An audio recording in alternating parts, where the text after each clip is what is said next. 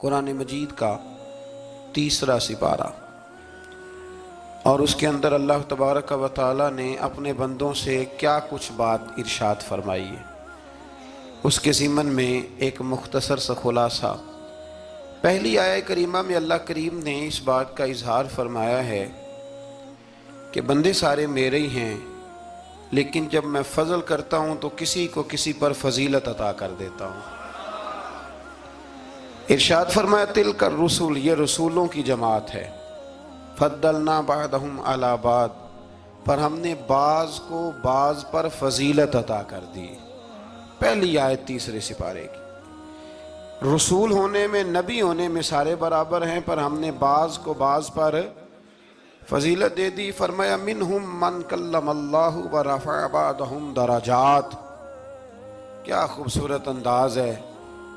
इरशाद फरमाया जा रहा है कि इनमें से कुछ ऐसे हैं जिनसे अल्लाह ने कलाम फरमाया है, और बाज ऐसे हैं जिन्हें अल्लाह ने दर्जों में इससे भी ज्यादा बुलंदी अता फरमा दी। कोई रह फलक उत्ते यार गया ते कोई जा सिदराते हार गया। एक कालियां जुल्फां वाला सी जेड़ा लंगर शाह तो भी पार गया। अंदाज देखिए, फरमाया कुछ से कलाम किया और कुछ को फिर मेरे रब ने दर्जों में और बुलंदी अता फरमा दी। अब अल्लाह जिसको बुलंदी अता करे वो कितनी बुलंदी पे गया है, इसका कोई अंदाजा कर सकता नहीं। तो मेरे अल्लाह ने भी ना बात खुली छोड़ दी, फरमाया चलो हिसाब लगाते रहो। आला हज़रत फरमाते हैं कमाने इम्कान के झूठे नुक्तो, तुम अव्वल और आखिर के फेर में हो। मुहीत की चाल से तो पूछो वो किधर से आए और किधर गए थे। वो तो बात बड़ी दूर निकल गई, तुम अभी तक इस चक्कर में हो कि कहां से आए और कहां गए। मोहम्मद सिर्र वहदत है, कोई रमजुन की क्या जाने। शरीयत में तो बंदे हैं, हकीकत में खुदा जाने। और ना हलीमा भेद खुला है ये, न मकाम में चूनो चरा है ये। तू खुदा से पूछ वो कौन थे, तेरी अजमतें जो बढ़ा गए। लिबास आदमी पहना तो जहान आदमी समझा। वो मुजम्मल बन के आए थे, तजल्ला बन के निकलेंगे। तो पहली आयत में ही अल्लाह ताला ने अपने अंबिया की और अपने महबूब की अजमत को बयान फरमाया।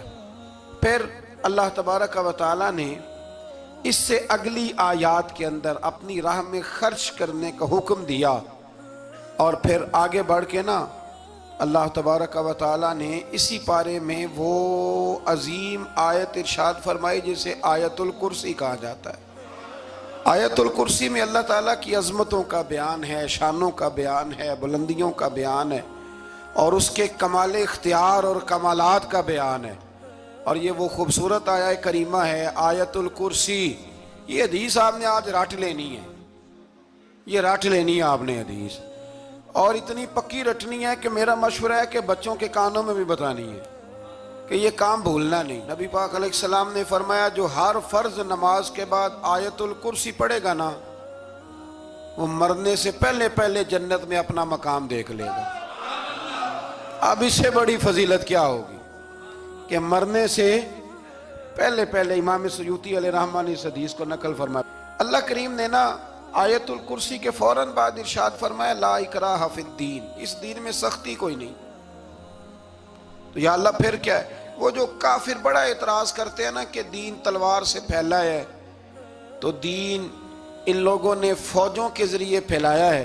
तो अल्लाह तबारक व तआला ने तीसरे पारे की आयत नंबर 256 में वजाहत फरमा दी कि दीन में कोई जबर नहीं है। हाँ, हमने सूरत हाल वाज़े कर दी है, हक बयान कर दिया है।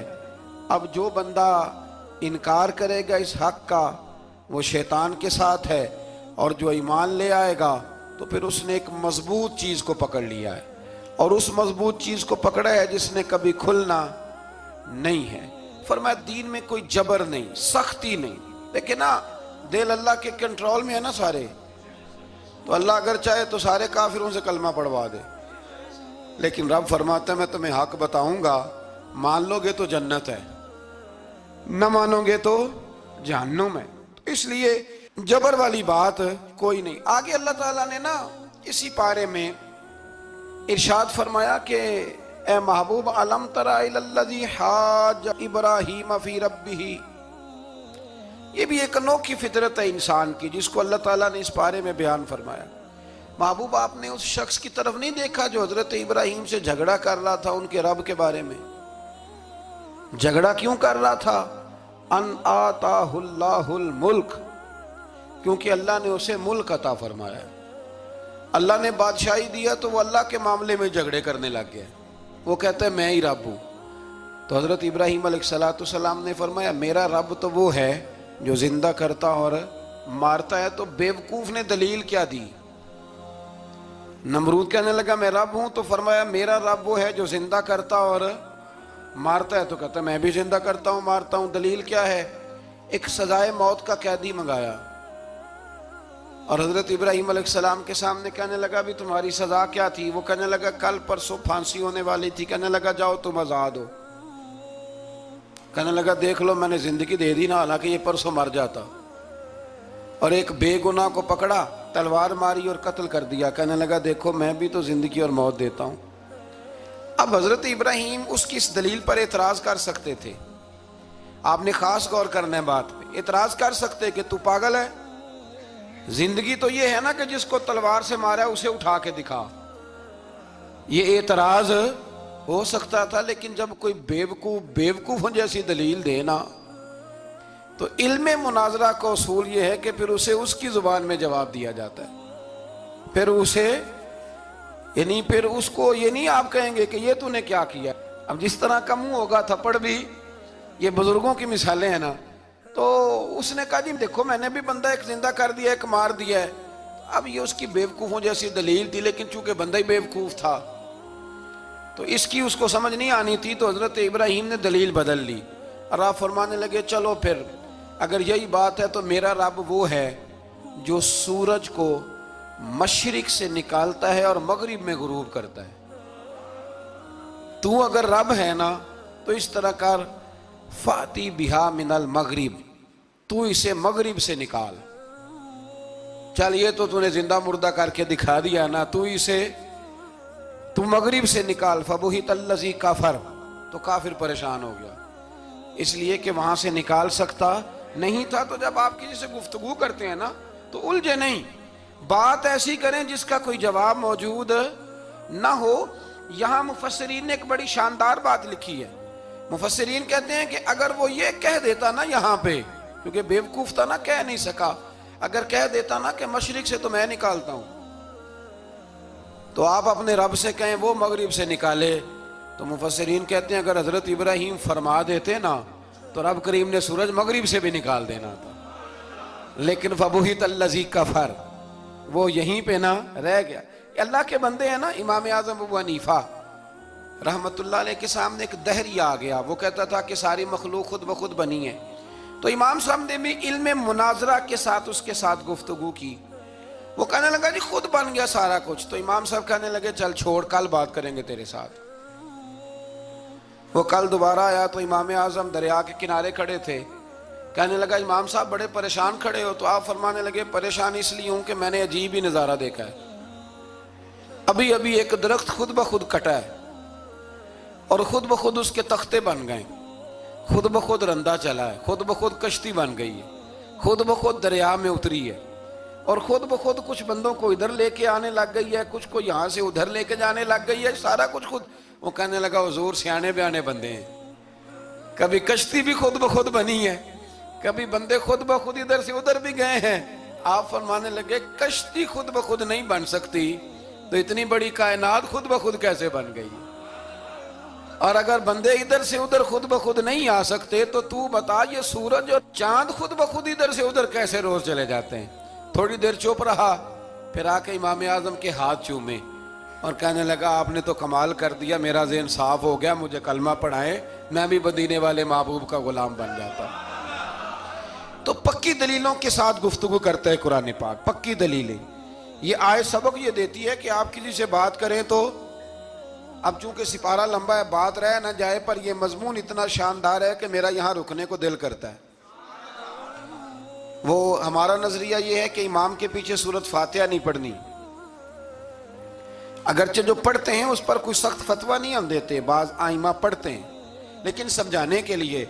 इमाम आज़म अबू हनीफा रहमतुल्लाह अलैह की राय है कि इमाम के पीछे सूरत फातिहा नहीं पढ़नी। हमारे पास दलील है, कुरान कहता है जब कुरान पढ़ा जाए तो खामोशी से सुनो, और हुजूर का फरमान मौजूद है मुसन्नफ इब्ने अबी शैबा में कि इमाम की किरात ही मुक्तदी की किरात है।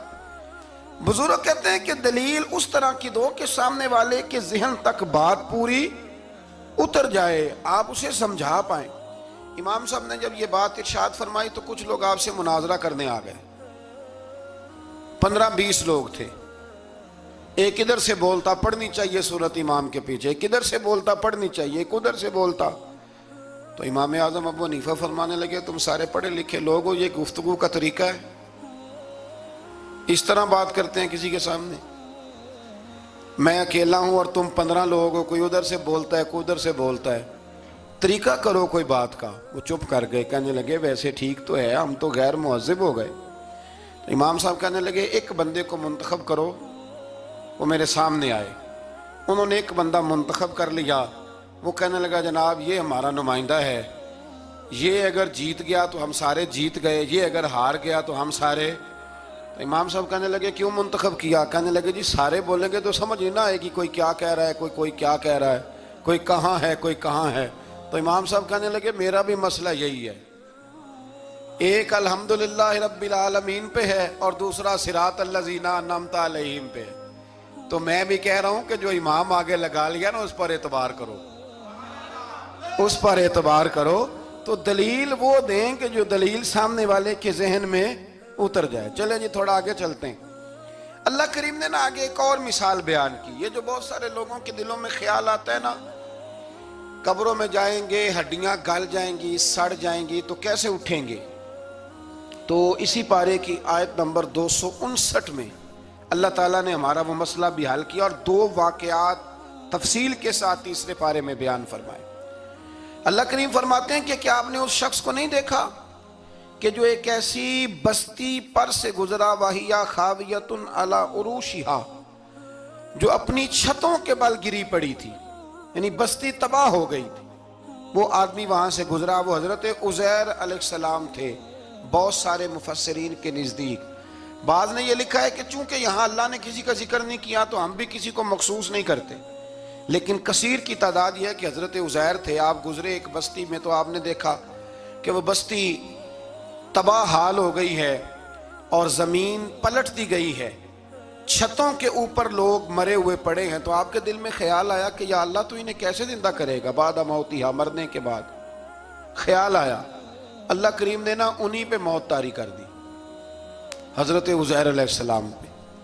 उनके पास थोड़ा सा खाना था, एक गधा था, दरख्त के नीचे लेट गए, गधे को बांध के अल्लाह ताला ने उन पर नींद तारी की और वो 100 साल तक सोते ही रहे। वो बेआबाद बस्ती आबाद हो गई, वहां शहर आबाद हो गया, दुनिया आबाद हो गई, जमाना आबाद हो गया। आप जब सोए तो आपकी उम्र मुबारक 40 साल थी। 100 साल के बाद उठे, सुम्मा आसा, जब उठे काला कम लबिस्ता, अल्लाह ने फरमाया कितनी देर सोए? काला लबिस्तु यौमन औ बाद यौम, कहने लगे या एक दिन सोया हूं या दिन का थोड़ा सा हिस्सा। तो रब करीम ने फरमाया नहीं, आप तो 100 साल तक सोए रहे। फरमाया वो देखो जरा गधे की तरफ, वो गधा जो था ना उनका वो गल सड़ गया, हड्डियां बिखर गईं, और वो जो खाना था ना, फल थे, शरबत था, सालन था, उसका हाल ये है कि लम यतसन्ना, वो बासी भी नहीं हुआ।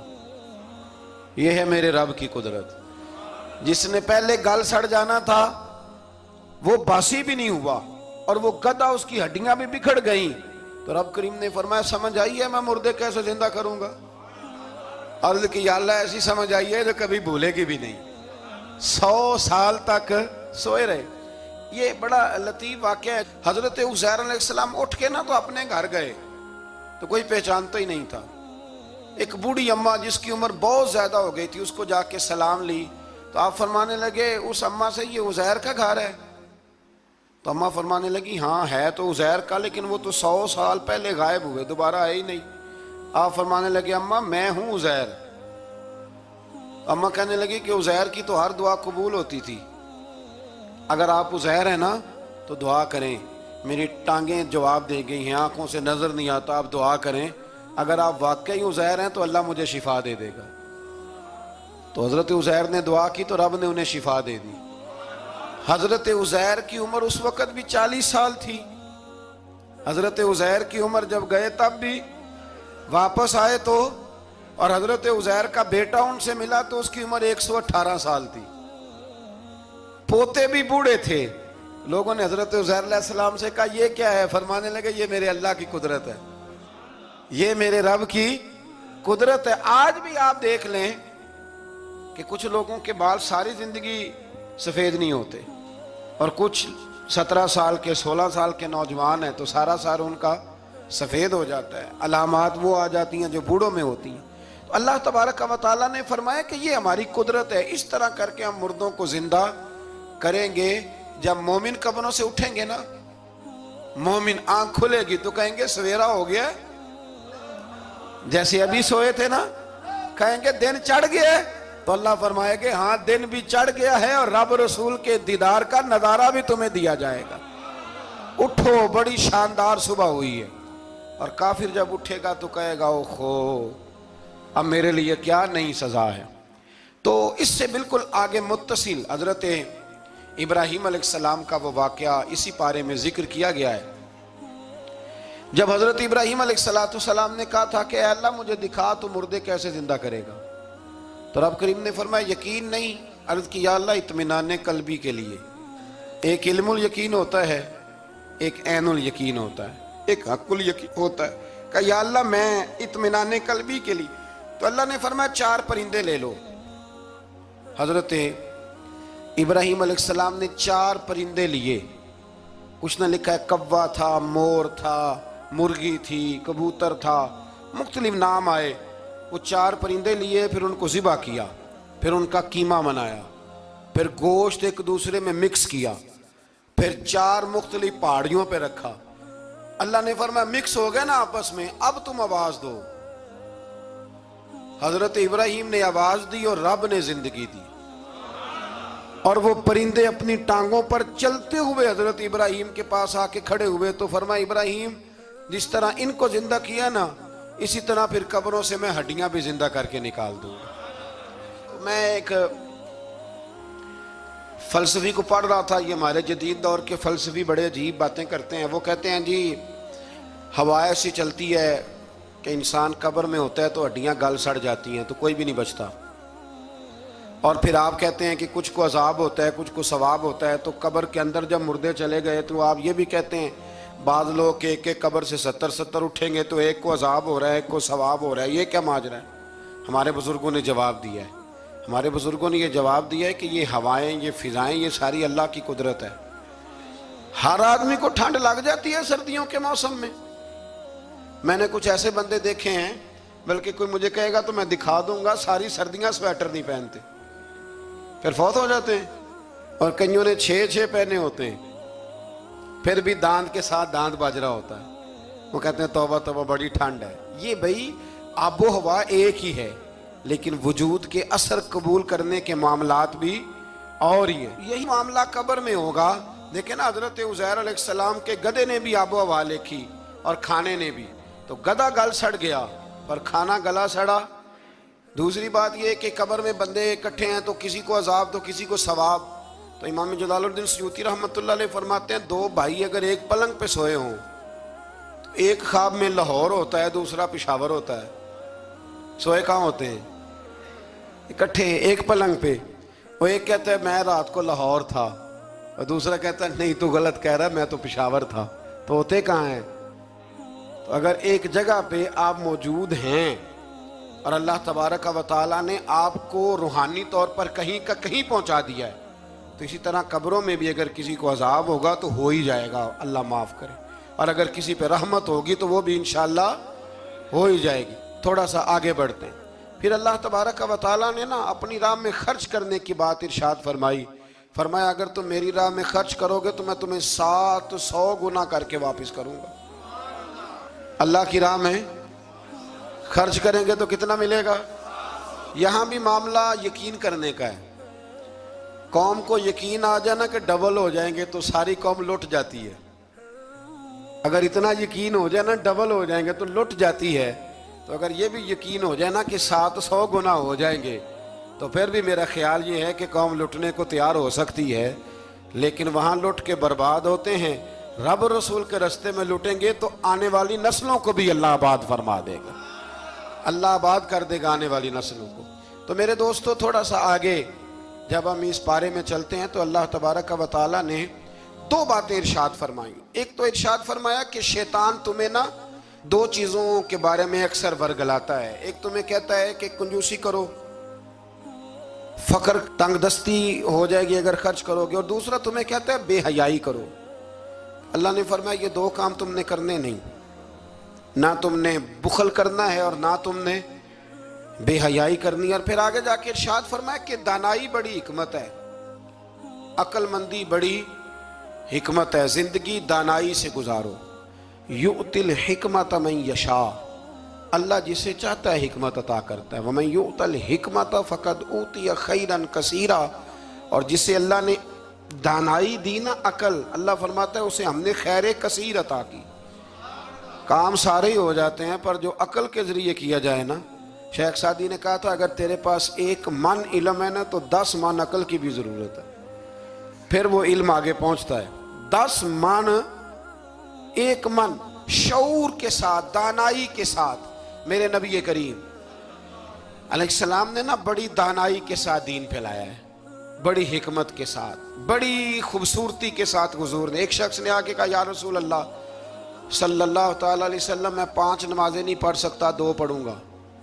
तो सहाबा कहते हैं हमारे दिल में ख्याल आया कैसे इजाज़त मिलेगी, नमाज तो फ़र्ज़ ऐन है, हर नमाज की हर रकत का हर सजदा फ़र्ज़ है, और ये पूरी 3 नमाजों की छुट्टी मांग रहा है। लेकिन हुजूर ने हिकमत से दीन फैलाया, दानाई से। मुस्नद इमाम अहमद बिन हंबल में मौजूद है, हुजूर ने फरमाया अगर 2 नमाजें पढ़ोगे, 3 न पढ़ोगे तो कलमा तो पढ़ लोगे ना दिल से। हुजूर पढ़ लूँगा, फरमाया चल तू 2 ही पढ़ लेना, कलमा पढ़ सही। हज़रत अबू हुरैरा कहते हैं उसने 3 नमाजों की छुट्टी की शर्त पर कलमा पढ़ा, अभी पूरा हफ्ता नहीं हुआ था कि उसने 5 नमाजें क्या तहज्जुद भी शुरू कर दी। उस शख्स ने फिर इशराक और चाश्त भी पढ़ी, वो सारी रात मुसल्ले पे भी बैठा। लिहाजा दानाई के साथ घर भी आपका हिकमत से चलेगा, दानाई से चलेगा, दुकान भी आपकी हिकमत और दानाई से चलेगी। तो मुसलमान उसको नहीं कहते जो जज्बाती हो जाए, जो फटाफट मराने पे उतर आए, उसको कहते हैं जो बड़ी दानाई के साथ, हिकमत के साथ चीज़ों को लेके आगे बढ़ता है। फिर अल्लाह तबारक व तआला ने ना 5वें से 6ठे रुकू में सूद की हुर्मत बयान की, और अल्लाह करीम ने फरमाया कि ये जो लोग कहते हैं ना कि सूद भी तिजारत की तरह ही है, ये भी तो कारोबार ही है, फरमाया क़यामत के दिन ये इस तरह खड़े किए जाएंगे जिस तरह किसी को शैतान छू लेना, शैतान छूता है तो वह आदमी यूं हो जाता है जैसे पागल हो गया है। तो इन लोगों को जो सूद और कारोबार को एक कहते हैं, इन्हें भी क़यामत में पागलों की तरह खड़ा किया जाएगा। और फिर अल्लाह ताला ने हुक्म दिया, फरमाया सूद छोड़ दो जो बाकी रह गया है, इससे जान छुड़ा लो। और अगर तुमने ऐसा न किया, फ़इल्लम तफ़अलू, अगर तुमने ऐसा न किया, फ़अज़नू बिहर्बिम मिनल्लाहि व रसूली, फिर अल्लाह और उसके रसूल से जंग करने के लिए तैयार हो जाओ। तवील तरीन आयत कुरान मजीद की, आयत नंबर 282, इसमें अल्लाह ताला ने फरमाया जब भी तुमने लेन देन करना है उसे लिखना है। एक लफ्ज से ना मुझे तो कई दफा चिड़ी हो जाती है, वो लफ्ज है कि मुझे एतबार है। मैं कहता हूं कि वो वालिदैन बड़े जालिम हैं जो कहते हैं मुझे जवान बच्ची अकेली कॉलेज जाती है तो मुझे एतबार है। जवान बच्चे को 10-20 हज़ार रुपया जेब में डाल के गली में भेज देते हैं और कहते हैं मुझे एतबार है। इसी तरह वो लोग भी बड़े जुल्म करते हैं जो अपने भाई के साथ लेन देन करते हैं, तहरीर नहीं करते और कहते हैं मुझे एतबार है। अल्लाह को भी तो एतबार है ना अपने बंदों पे। तो रब फरमाता है मेरे बंदो जब लेन देन करो तो उसे लिख लो। ये कुरान का हुक्म है, ये मेरे रसूल की सुन्नत है, ये मेरे नबी का तरीका है। जब भी लेन देन करें उसे तहरीर करें, उसे तय करें, अच्छे तरीके से नोट करें, ताकि वो किसी जगह पे जाके भी कोई मामला भी कमज़ोरी का बायस न बने। तो इस आया करीमा में अल्लाह करीम ने यह भी इरशाद फरमाया कि लिल्लाहि मा फिस समावाति व मा फिल अर्द। आगे जाके फरमाया कि ज़मीन आसमान में जो कुछ भी है उन सब का मालिक अल्लाह है। हमें अल्लाह ने जो कुछ दिया ना वो इस्तेमाल करने के लिए दिया है। अगर हम मालिक होते तो क़यामत में हिसाब ना देते। मालिकों ने कभी हिसाब नहीं दिया, हिसाब तो मुंशी देते हैं। अल्लाह ने हमें इस्तेमाल करने के लिए चीज़ें दी हैं, इसलिए अल्लाह फरमाता सुम्मा लतुसअलुन्ना यौमइज़िन अनिन नईम। क़यामत में ना मैं तुमसे एक एक नेमत के बारे में सवाल करूँगा। तो ये सारी अमानतें हैं अल्लाह की, जितना कुछ हमारे पास है, वो कोई भी सलाहियत हो, कोई भी कुव्वत हो, तो उसको सही सही इस्तेमाल करें अमानत को। फिर मेरे अजीज़, अल्लाह तबारक व तआला ने ना इस सूरह मुबारक के आखिर में हमें एक दुआ सिखाई है। वो बड़ी शानदार दुआ है। हर चीज़ तलब करती है कि उसको पढ़ा जाए, देखा जाए, पर उस दुआ के आखिरी लफ्ज़ ये हैं वाफ़ु अन्ना, अल्लाह हमसे दरगुजर फरमा। और आखिरी लफ्ज़ ये हैं कि वग़फ़िर लना, अल्लाह हमें बख्श दे, वरहमना, और अल्लाह हम पे रहम फरमा, इसलिए कि अंत मौलाना, तू ही हमारा मददगार है। फंसुरना अलल कौमिल काफिरीन, अल्लाह काफिरों के मुकाबले हमें हमारी मदद फरमा। तो फिर आगे सूरह आले इमरान शुरू होती है। सूरह आले इमरान के बिल्कुल इब्तिदा में अल्लाह करीम ने फरमाया कि कुरान पाक में दो किस्म की आयात हैं। कुछ आयात बिल्कुल वाज़े हैं और कुछ आयात ऐसी हैं कि जो मुतशाबे हैं, जिनको समझने की ज़रूरत है। तो फरमाया जिनके दिलों में कजी है ना, खोट है, वो मुतशाबे आयात के पीछे जाते हैं। कुछ आयात बिल्कुल वाज़े हैं, कुछ को समझने की ज़रूरत। तो दो लोग कुरान पढ़ पढ़ के फसाद बर्पा करते हैं, ये वो लोग हैं जो मुतशाबिहात के पीछे लगते हैं, वाज़े आयात की तरफ नहीं जाते।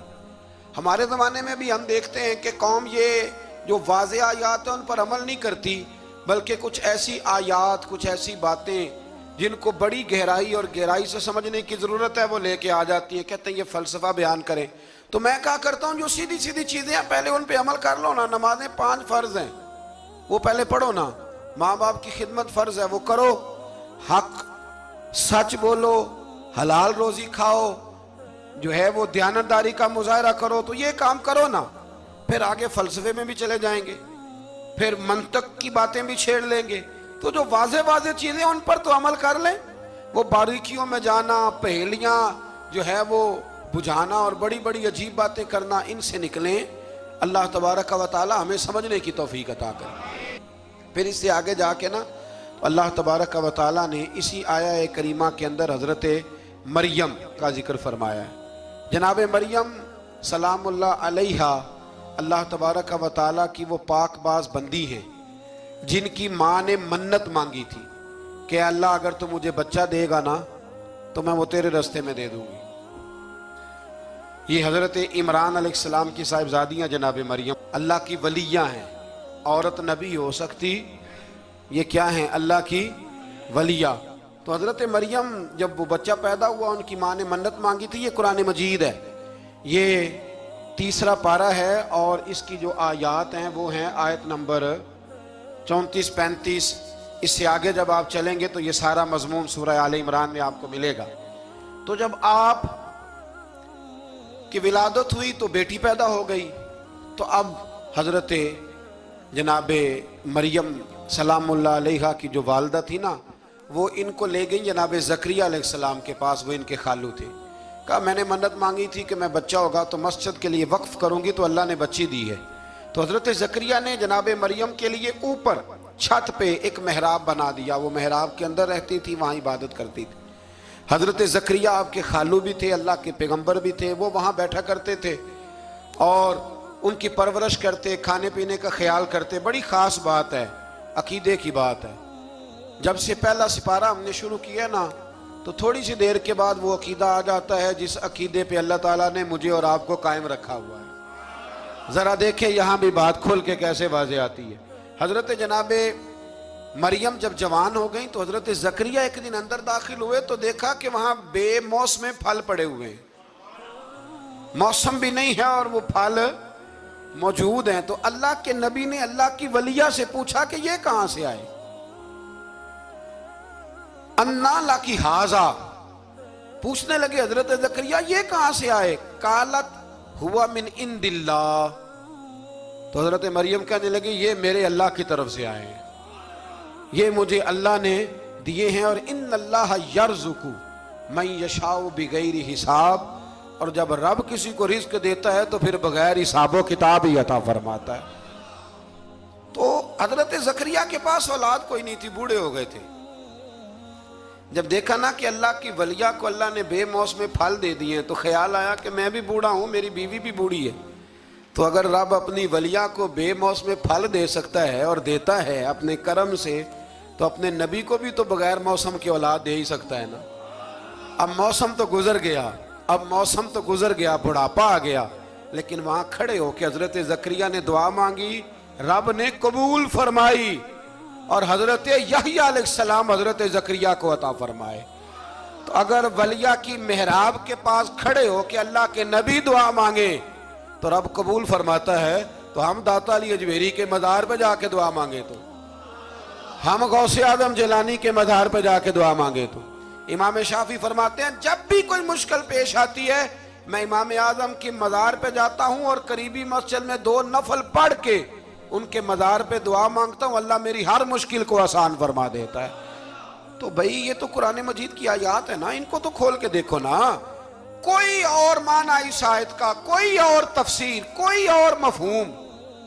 हजरत ज़करिया इसके अलावा भी तो दुआ मांग सकते थे ना, लेकिन उन्होंने जनाब मरियम के पास बगैर मौसम के फल देखे तो दुआ मांगी, बगैर मौसम के फल देखे। और ये भी अल्लाह का फजल है कि वलिया के पास देखे, तो वलियों वाला मसला हल हो गया। अगर वो नबी होती तो लोगों ने फटाफट कह देना ये तो नबियों की बात है। तो मेरे भाई, अगर किसी को बगैर मौसम का फल चाहिए तो किसी वली अल्लाह के पास जाए, किसी अल्लाह के नेक बंदे के पास जाए, रब बेमौसम फल भी अता करता है। तो फिर अल्लाह तबारक व तआला ने आगे जाके नहीं आयात में इरशाद फरमाया कि हमने जनाब मरियम को बगैर शादी के बेटा भी अता किया, और बेटा भी वो अता किया कि जो अल्लाह के नबी है, और बेटा भी वो दिया जिन्होंने पंघूड़े में बातें करनी शुरू कर। ये मेरी ख्वाहिश है कि ये आयतें आपने ज़रूर पढ़नी है। ये आयत नंबर 39 और 40, इन्हीं पर मैं भी बात ख़त्म कर रहा हूँ। हज़रत ईसा की शान रब करीम ने बयान फरमाई, ये अल्लाह का कुरान है, ये अल्लाह का कुरान है। उनकी शान क्या है कि हज़रत ईसा अलैहिस्सलाम फरमाते हैं कि मैं ना मिट्टी की मूरत बनाता हूँ, फिर उसमें फूंक मारता हूँ, मिट्टी का परिंदा बना के उसमें फूंक मारता हूँ मैं। फूंक हज़रत ईसा मारते, और जनाब ईसा कहते हैं वो अल्लाह के हुक्म से उड़ना शुरू कर देता है। फूंक किसने मारी, उड़ाया किसने? मैं इतनी सी बात है, इसको समझ लें। हजरत ईसा कहते हैं मैं मिट्टी की मूरत बना के उसमें फूंक मारता हूं तो अल्लाह के हुक्म से जिंदा हो जाती है, उड़ने लगती है। हजरत ईसा फरमाते हैं मैं तंदुरुस्त करता हूं मादरजाद अंधों को, लाइलाज कोड़ों को, और मैं मुर्दे भी जिंदा करता हूं, करता अल्लाह की इजाजत के साथ। और इसी आयत में हजरत ईसा फरमाते हैं कि मैं तुम्हें बताता हूं जो तुम खा के आते हो, और वो भी बताता हूं जो तुम घर में छोड़ के आते हो। तो हजरत ईसा अलैहिस्सलाम मिट्टी का परिंदा बना के फूंक मारे तो रब उसमें जान पैदा कर दे, मुर्दे में जान भी पैदा करते हैं। और फिर हजरत ईसा मादरजाद अंध और कोड़ों को आंखें भी देते हैं अल्लाह के हुक्म से। और फिर हजरत ईसा अलैहिस्सलाम मुर्दा भी जिंदा करते हैं उसके इज़्न से। जो खा के आते हैं वो भी बताते हैं, जो छोड़ के आते हैं वो भी बताते हैं। तो ये तो हजरत ईसा की शान है। ये हाल है उनके गुलामों का, तो मेरी सरकार का आलम क्या होगा, मेरी सरकार का आलम क्या होगा। एक जुमला मेरे आला हजरत का, और बात बड़ी आला, फरमाने लगे हजरत ईसा अलैहिस्सलाम तो फूंक मार के मुर्दा जिंदा करते हैं ना, तो फरमाते हैं मेरे नबी तो एक नजर देख लें तो मुर्दा दिल को जिंदा कर दिया करते, मुर्दा दिल। और फिर एक हदीस सुन लें ताकि बात और वाज़ेह हो जाए। हुजूर ने फरमाया उलमा उम्मती का अंबियाए बनी इसराइल, मेरी उम्मत के उलमा भी उसी तरह होंगे जिस तरह बनी इसराइल के नबी होते थे। तो अगर हजरत ईसा के अंदर ये ताकत है तो मेरे महबूब के गुलामों में भी बड़ी ताकत है। हजरत आसफ बिन बरखिया अगर तख्त ला सकते हैं तो गौसे आजम भी बेड़ी ऊपर उठा लेते। इसलिए अकीदा और नजरिया कुरान है, हदीस है। हम चूंकि पढ़ते नहीं, तवज्जो नहीं करते, तो लोग हमें फटाफट, आप यकीन करें बड़े साफ सुथरे अंदाज में लोग आके कहते हैं जी देखो जी ये किधर से आ गया। तो मैंने कहा ये अल्लाह का कुरान है और कुरान में ना हो हमें बात करने की क्या जरूरत है। ये सारे अकायद और नजरियात वो हैं जो रब करीम ने खुद कुरान मजीद में हमें अता फरमाए हैं। अल्लाह आपको खुश रखे, बाबरकत रखे। आखिर दावा यानी